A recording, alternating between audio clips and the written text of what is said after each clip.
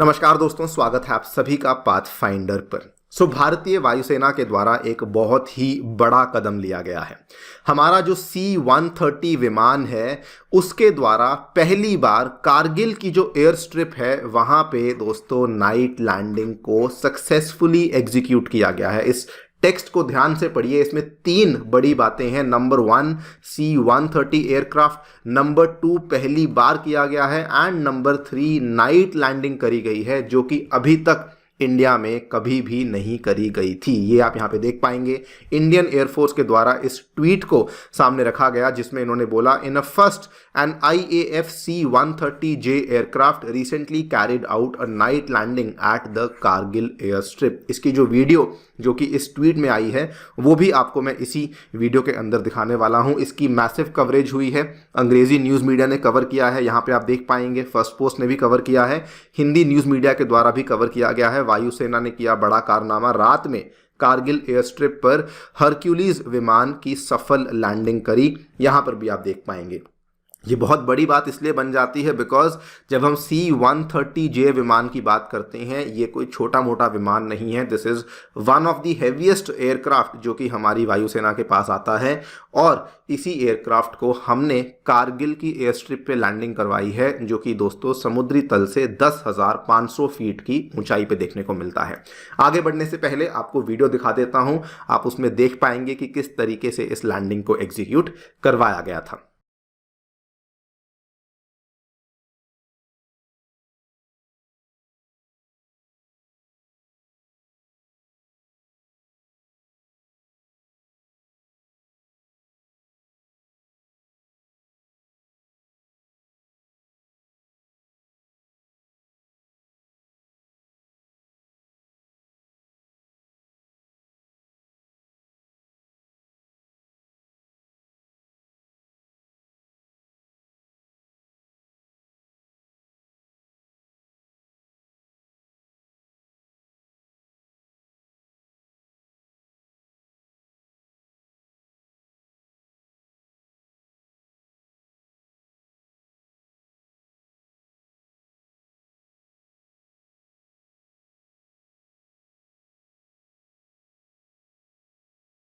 आपने वीडियो देख ली होगी, आई एम श्योर आपको वीडियो काफ़ी पसंद भी आई होगी। अब आगे बढ़ते हैं और डिस्कस करेंगे कि एग्जैक्टली ये क्यों किया गया था, इसके पीछे की कहानी क्या है और इस चीज़ का फ़ायदा क्या है जो कि हम लोग यहाँ पे इस इतने बड़े विमान को यहाँ पे लैंड करवाया है। चलिए शुरू करते हैं दोस्तों मेरे साथ। मेरा नाम है अनिरुद्ध। यदि आप लोग हमें फॉलो करना चाहते हैं, हमारे लेक्चर्स के अपडेट्स को प्राप्त करना चाहते हैं तो यहाँ पर दिए गए टेलीग्राम चैनल्स के माध्यम से ऐसा कर सकते हैं। आगे बढ़ने से पहले साथियों बताना चाहूँगा कि अनअकैडमी के ऑफलाइन सेंटर्स अब नई दिल्ली में, करोल बाग में और मुखर्जी नगर में आ चुके हैं, जहां पर कि आपको अंग्रेजी और हिंदी माध्यम में दोनों के ही यूपीएससी कोर्सेज अवेलेबल करवाए जाते हैं। यदि आप 2025 की या फिर आप 2026 की तैयारी कर रहे हैं उस केस में आप इन सेंटर्स को विजिट कर सकते हैं और इन कोर्सेज में जाकर के अपना एनरोलमेंट करवा सकते हैं। बताना चाहूँगा कि मार्केट के रेट्स के हिसाब से आपको काफ़ी अच्छी छूट यहाँ पे देखने को मिलती है। ऑलमोस्ट 35 to 40% के डिस्काउंट्स अवेलेबल करवाए जाते हैं और हमारा सेंटर प्रयागराज उत्तर प्रदेश में भी आ चुका है, जहां पर कि अगेन आपको यूपीपीसीएस का फाउंडेशन प्रोग्राम भी अवेलेबल करवाया जाता है अगर आप उसकी तैयारी कर रहे हैं, और यूपीएससी के कोर्सेज भी यहां पर अकॉर्डिंगली अवेलेबल करवाए जाते हैं। किसी भी कोर्स में एनरोल करना चाहते हैं तो यहां पर नीचे जो डिस्क्रिप्शन बॉक्स में दिया गया काउंसलिंग फॉर्म है उसको भर दीजिए। हमारी टीम आपको खुद से ही रीच आउट करेगी और आपको कोर्स एनरोलमेंट में हेल्प भी कर दी जाएगी। ऑल राइट, सो यहाँ पे जो डेवलपमेंट देखने को मिली है, for the first time Indian air force के द्वारा नाइट लैंडिंग कैरी आउट करी गई है at the unidirectional Kargil advanced landing ground. और जिस हम विमान की बात कर रहे हैं इसमें जो एयरफोर्स के जो स्पेशल कमांडोज हैं जिनको हम गरुड़ के नाम से जानते हैं, इनको यहाँ पे ले जाया गया था। साथ ही में जो लैंडिंग यहाँ पे करी गई है उसमें टेरेन मास्किंग का भी इस्तेमाल किया गया है। ये जो टेक्निक होती है ये वो टेक्निक होती है कि आसपास अगर कोई एनिमी है, आसपास अगर कोई रेडार है तो वो आपको डिटेक्ट नहीं कर पाएगा। डिटेक्शन को अवॉइड करने के लिए ये टेरेन मास्किंग की तकनीक का इस्तेमाल किया जाता है।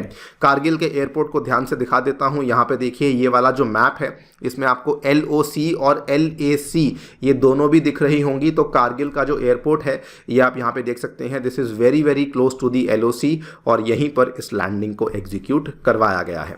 ना ये बड़ी बात क्यों है? ये बड़ी बात दो कारणों से है। पहली बात तो देखिए, मिलिट्री के ही जो सोर्सेज हैं वो बताते हैं कि दिन में लैंडिंग करवाना कोई बड़ी बात नहीं थी, अभी तक भी हम लोग करवा पा रहे थे, लेकिन ये वाली जो लैंडिंग है इसको रात में करवाया गया है। क्योंकि अगर आप देखें तो दिन में लैंडिंग पहले भी कई दफ़ा हुई है।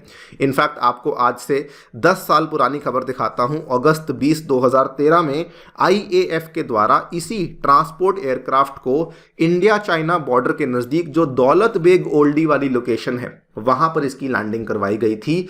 और ये वाला जो बल्कि दौलत बेग ओल्डी वाला जो एयर स्ट्रिप है, ये हाईएस्ट एयर स्ट्रिप है दुनिया का, 16,600 फीट पे करवाया गया था। लेकिन ये वाली जो डेवलपमेंट हुई है ये रात में करी गई है, जिसका कि मिलिट्री का मानना है कि अब हमारे पास वो क्षमता आ गई है कि हम लोग ऑपरेशंस और ह्यूमैनिटेरियन असिस्टेंस और डिजास्टर रिलीफ जो है वो अब रात के टाइम में भी कर पाएंगे। सेकेंड बात आ जाती है कि इसकी जो हाइट है, अब इसकी हाइट जो है, कारगिल का जो एडवांस्ड लैंडिंग ग्राउंड है ये 10,500 फीट पे बना हुआ है। एंड कारगिल का जो ALG बना हुआ है ये बेसिकली तीनों साइड से हिल्स से सराउंडेड है। मतलब कि इसके अंदर से एंट्री और एग्जिट लेना या फिर यहाँ पर एयरक्राफ्ट को मैनूवर करना बहुत ही मुश्किल हो जाता है। यहाँ पे जो आपको स्पेस मिलती है मैनूवरिंग की वो बहुत ही लिमिटेड मिलती है। इसीलिए जो आपने नाइट लैंडिंग को एग्जीक्यूट किया है ये काफ़ी डिफिकल्ट है, और इसीलिए जो यहाँ पे अब किया गया है ये बड़ी बात बन जाती है। बाय द वे, ये वाला जो एयरक्राफ्ट गया था इसमें IAF के जो स्पेशल फोर्सेज हैं, जिनको हम गरुड़ के नाम से जानते हैं, आपकी जानकारी के लिए बता दूं कि हमारी हर एक जो सेना है उनके पास स्पेशल फोर्सेज आती हैं। हमारी मिलिट्री के पास पैरा SF आती है, हमारी एयरफोर्स के पास गरुड़ आती है, और हमारी नौसेना के पास मार्कोज वाले जो स्पेशल कमांडोज हैं वो देखने को मिल जाते हैं। अनदर रीज़न जिसकी वजह से ये वाली जो लैंडिंग है बहुत खास बताई जा रही है, तो ये वाला जो कारगिल का एयरपोर्ट है दोस्तों, ये LOC से मात्र 11 किलोमीटर की दूरी पर है। और ऑब्वियसली ये यहाँ पर अगर लैंडिंग करी गई है तो आप इसके इम्प्लीकेशंस को समझ ही सकते हैं कि हमने LOC के इतनी पास अगर हम लोग हमारे ट्रांसपोर्ट एयरक्राफ्ट को लैंड करवा सकते हैं तो हम लोग यहाँ पर किसी भी प्रकार का जो मटीरियल है, किसी प्रकार की जो फोर्सेज हैं उनको यहाँ पर डिप्लॉय जल्दी से कर सकते हैं। बताना चाहूँगा कि इस इलाके में और भी हमें एडवांस्ड लैंडिंग ग्राउंड्स देखने को मिलते हैं। एक नोटेबल ALG जो कि यहाँ देखने को मिलता है उसका नाम है न्योमा। ये न्योमा का जो ALG है पिछले साल सुर्खियों में आया था, आप देख पाएंगे अगस्त 13, 2023 द हिंदू की ये न्यूज़ है, जिसमें कि इंडिया ने ये ऐलान किया था कि हम लोग न्योमा को अब अपग्रेड करेंगे सो दैट वो फाइटर जेट्स को भी हैंडल कर पाएगा। न्योमा का जो ALG है वो दोस्तों 13,700 फीट की ऊंचाई पे देखने को मिलता है, और इसकी लोकेशन भी बहुत ज़्यादा स्ट्रेटेजिक है। ध्यान से देखिए, दिस इज़ द एरिया जहाँ पे न्योमा देखने को मिलता है। और क्लोजली आपको दिखा देता हूँ, ये दोस्तों न्योमा की एयरफील्ड है। ये वाला पॉइंट जिसको मैं रेड मार्क कर रहा हूँ ये पैंगोंग सो का एरिया है। इसके दक्षिण में आपको ये न्योमा का एयरफील्ड देखने को मिलता है। तो इसको भी अभी भी वहाँ पर हमें एक एयरफील्ड देखने को मिलती है, लेकिन वो बजरी से और मिट्टी से बनी हुई एयरफील्ड है, लेकिन उसको अब अपग्रेड किया जाएगा और उसको प्रॉपर एयरफील्ड बनाया जाएगा सो दैट वहाँ पर फाइटर जेट्स को भी हम लोग इजीली लैंड करवा पाएंगे। तो आप देख सकते हैं हमारे पास कारगिल में अब ऑलरेडी ये वाली कैपेसिटी आ चुकी है। न्योमा को हम लोग अपग्रेड कर ही रहे हैं। यहाँ कहीं पे दौलत बेग ओल्डी का हमें लोकेशन देखने को मिलता है, वहाँ पर भी हमारे पास ये जो है एयरफील्ड ऑलरेडी चल रही है। और भी इस लाइन में 1 या 2 एयरफील्ड्स और हैं, जैसे फुकचे है जिसका अगेन आप यहाँ पे देख पाएंगे, फुकचे ALG भी देखने को मिलता है, और 1-2 और एयरफील्ड्स भी हैं जो कि हमें यहाँ देखने को मिल जाती है। तो ये पूरा का पूरा इंफ्रास्ट्रक्चर पुश यहाँ पे दिया जा रहा है सो दैट हमारी जो वायुसेना है उसके जो बड़े बड़े विमान हैं उसको हम लोग बड़ी इजीली यहाँ पे लैंड करवा पाएँ। सवाल ये आता है कि इतना ज़्यादा इंफ्रास्ट्रक्चर पुश हम लोग LOC और LAC पे कर क्यों रहे हैं। देखिए, जब गलवान वैली की भिड़ंत हुई थी उस टाइम पे समझ आ चुका था कि ये नीड ऑफ द आवर है, क्योंकि इंडिया ने उस टाइम पे बहुत सारे और एक्स्ट्रा ट्रूप्स को तैनात किया था, बहुत सारे और आर्टिलरी को तैनात किया था।